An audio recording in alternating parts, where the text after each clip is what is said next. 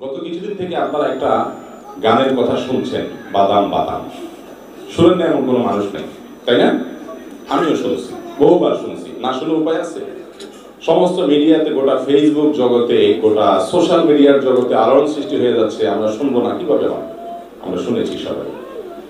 আমাকে এক ভদ্রলোক কালকে লাইভে প্রশ্ন করেছেন যে ভাই, গোটা বাংলাদেশ, কলকাতা যুবকরা হুমড়ি খেয়ে পড়ে যাচ্ছে কিসের পেছনে? একটা গানের পেছনে। সে গানের কথাটা কি?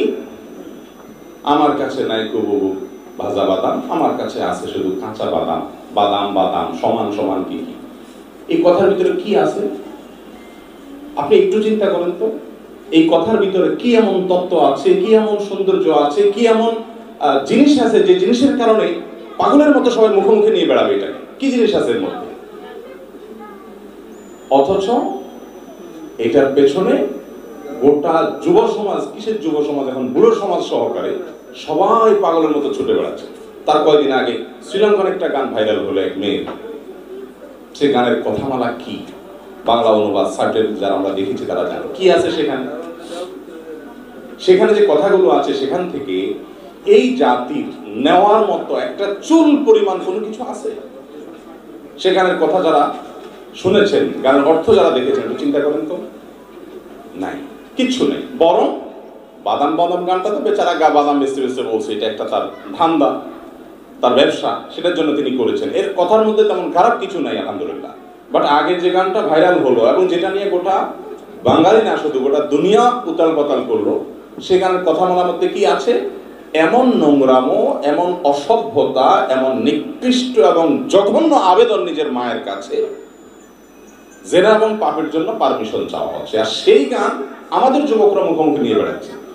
এই সমাজের যুবকরা তারা এরকম নানা রকমের অকারেন্স একটা করে একটা ঘটাবে না তো কোন সমাজের যুবকরা ঘটাবে?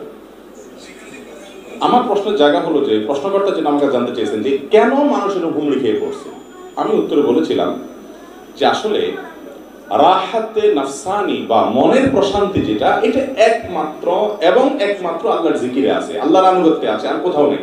আলা বিযিকরিল্লাহি তাতমাইন্নুল কুলুব।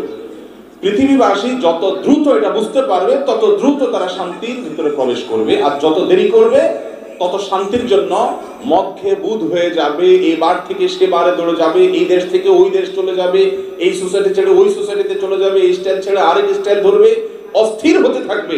কিন্তু শান্তি নামক সেই সোনার হরিণের দেখা কোনো দিন পাবে না।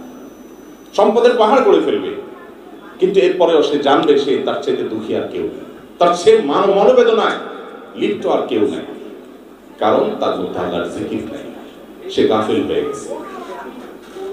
এই মানুষগুলো মনে করে প্রথম পয়সার মধ্যে অনেক শান্তি, এই জন্য পয়সা কামাই করে, বৈধ অবৈধ কোনো পন্থা নাই, বিপুল পরিমাণ সম্পদের পাহাড় গড়ে দেখে যে না, এখানে তো আসলে শান্তি নেই, আসলে শান্তি নেই।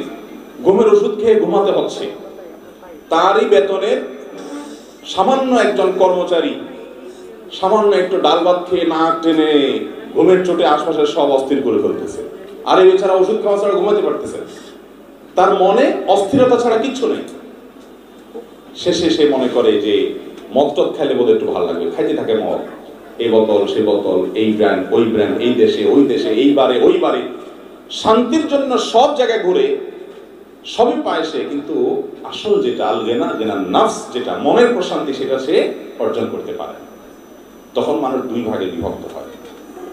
খুবই ক্ষুদ্র সংখ্যক মানুষ আল্লাহ যাদের কপালে হেদায়েত রেখেছে, তারা বুঝতে পারে যে কোরআন হাদিসের ছায়া তোলা আসতে পারবে, তারা চলে আসে। আসার পরে যে শান্তিটা পায়, তাদেরকে আর রশি দিয়ে টেনে শেকল দিয়ে বেঁধে আর কেউ সেই পথ থেকে সরাতে পারে। এরকম ব্যক্তিগতভাবে বহু লোককে আমি চিনি যারা অনেক বড় বড় শিল্পপতি, বহু পয়সা করে কামিয়েছেন, এখন ব্যবসা বাণিজ্যের অবস্থা খুবই ভয়াবহ, দিন দিন নিচের দিকে নামছে, ধরা খাচ্ছে, নানা রকম চ্যালেঞ্জ মোকাবেলা করছে, কিন্তু মানসিক কোনো কষ্টে নেই, খুব শান্তিতে আছে। এত অসুবিধার মধ্যেও প্রচন্ড শান্তিতে আছে, কারণ আমি জানি সবরের বিনিময়ে আল্লাহ আমাকে জান্নাত দিবেন। আল্লাহর সাথে একটা বোঝা করা হচ্ছে, আমি এটাকে এনজয় করছি যে আল্লাহ আমার পরীক্ষা নিচ্ছে। আর যখন আল্লাহর সাথে পরিচয়টা ছিল না, তখন সুখের মধ্যে থেকেও, সুখের উপকরণের মধ্যে থেকেও সুখ পেতাম না। এই যে সুখের অভাব, বেশিরভাগ মানুষ, অল্প সংখ্যক মানুষ তো এদিকে যায়, বেশিরভাগ মানুষ সুখ যেহেতু কোথাও পায় না, এবার কখনো বাদাম বাদাম গান গায়া দেখে যে সুখ লাগে কিনা। বিনোদনের জন্য, আনন্দের জন্য হেন কোনো কাজ নাই যে করে না। মূল্যবোধ, মোরালিটির নাম গন্ধ পর্যন্ত না, কি করবে নিজেও জানে না। ক্যাপের মাথা একবার এদিকে দেয়, আবার ঘুরে সাইডে দেয়, খেয়াল করছেন স্টাইল চেঞ্জ হয়ে গেল, আবার এদিকে দেয়, আবার এই সানসেটটা এটা পিছনের দিকে দেয়, আবার উল্টে দেয়, কিন্তু শান্তি আসলে কোথাও পায় না।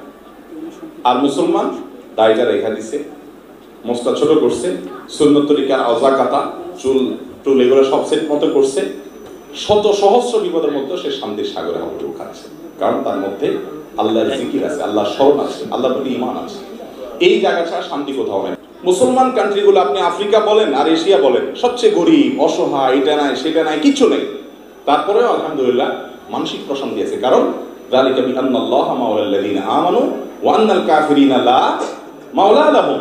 ঈমানদারের তো একটা যাওয়ার জায়গা আছে, কোথাও বিচার পাই নাই, কোনো টেনশন নাই, কিয়ামতের ময়দানে পাবো ইনশাআল্লাহ। যে বেঈমান তার তো ও স্যাড ব্যাড, এরপর আত্মহত্যা ছাড়া কোনো উপায় আছে? আর শেষ। এই কথাগুলো আমি এই জন্য বললাম, কেন এই গানের পিছনে পাগলামো করছে, ছুটছে গোটা জাতি, যুবক, কারণ দিশেহারা, শান্তি কোথাও নাই, এই জন্য শান্তির জন্য বিভিন্ন জায়গায় ঘুরে বেড়াচ্ছে এরা, এদের দোষ নেই, তাদেরকে পথ দেখা।